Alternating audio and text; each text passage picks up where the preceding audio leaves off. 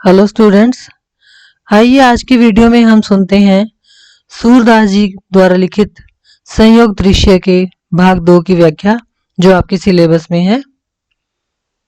मेरे जिए ऐसी आनी बनी। राधा कह रही है कि मेरे मन में तो कुछ ऐसी बात आने लगी है या आ गई है, बिनु गोपाल और नहीं जानो सुनो मोसो सजनी। कह रही है कि हे सखी मेरी बात सुनो कि मुझे तो गोपाल के बिना यानी कृष्ण के बिना और कुछ भी अच्छा नहीं लगता, या फिर ये कह लो कि मैं तो कृष्ण के बिना और किसी को नहीं जानती।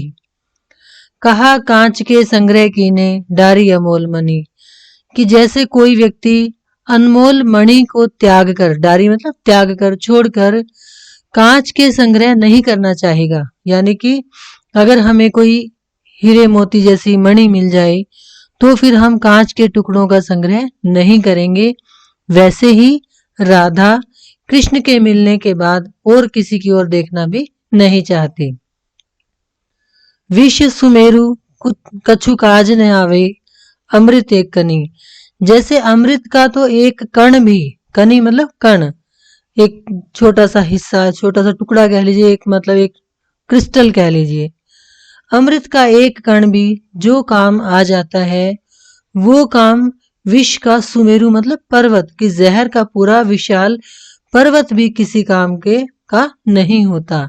यानी कि यदि हमारे पास अमृत की एक मणि हो और विष का पूरा पर्वत हो तो हम अमृत की मणि को ही लेना चाहेंगे ना, कि अमृत की मणि विष के, अमृत का एक कण विष के पूरे पर्वत से भी ज्यादा उपयोगी है।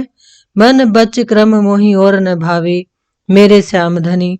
इसी प्रकार से राधा कहती हैं कि मन वचन और क्रम से मुझे तो केवल कृष्ण ही भाते हैं और कोई नहीं भाता और कोई अच्छा नहीं लगता। मेरे धनी मेरे स्वामी तो कृष्ण ही हैं।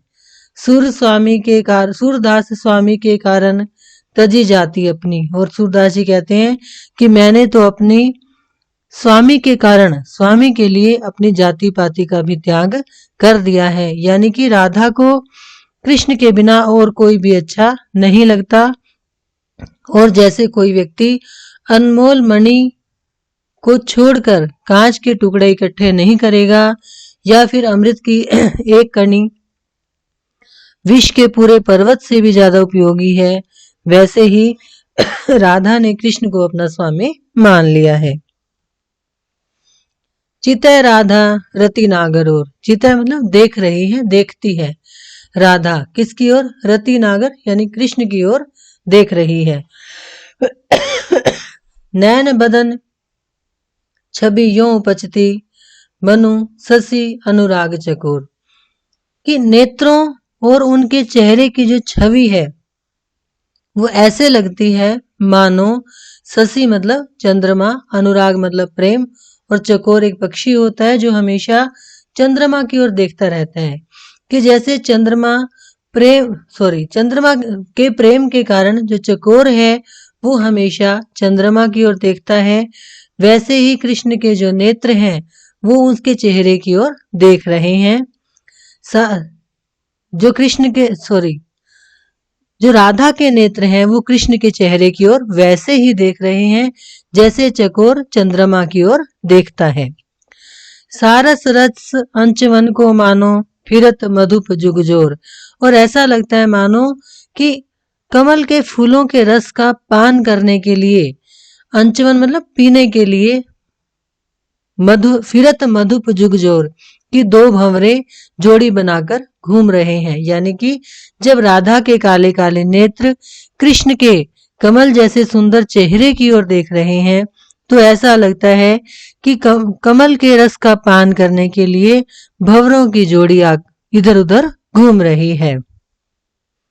पान करत कहूं तृप्ति न मानत पलकनी देत अकोर, और जब वो उस कृष्ण के सौंदर्य के रस का पान करते करते राधा के नेत्र तृप्त नहीं होते तो वो अपनी पलकों को अंकोर देती है, यानी पलकों को झुका लेती है। लियो मनोरथ मानी सफल ज्यों रजनी गई पुनि भोर, और जब कृष्ण को देखकर वो संतुष्टि का अनुभव करती है तो उसको ऐसा लगता है कि उसके सारे मनोरथ पूर्ण हो गए। जैसे रात्रि के जाने के बाद पुनः सवेरा होता है, उसी प्रकार से राधा के नेत्र कृष्ण को देखकर संतुष्टि का अनुभव करते हैं। यानी जैसे रात के बाद जब सुबह होती है तो हमें भी एक सेटिस्फेक्शन होती है ना कि देखो फिर नया सवेरा निकल आया है। वैसे ही राधा जब कृष्ण की ओर देखती है तो उसको ऐसा लगता है कि उसके सारे मनोरथ पूर्ण हो गए हैं। और जैसे रात्रि के बाद सुबह होने पर हमें संतुष्टि का अनुभव होता है, वैसे ही राधा को भी संतुष्टि का अनुभव हो रहा है। सूर परस्पर प्रीति निरंतर, दंपति हैं चित्त चोर। और सूरदास जी कहते हैं कि राधा और कृष्ण एक दूसरे से प्रेम करते हैं और वो दंपति यानी कि पति पत्नी के समान हैं, और चित्त चोर मतलब चित्त को चुराने वाले हैं। यानी कि राधा और कृष्ण की एक दूसरे के साथ प्रेम करने वाली जो छवि है वो हमारे चित्त को चुरा रही है। Thank you.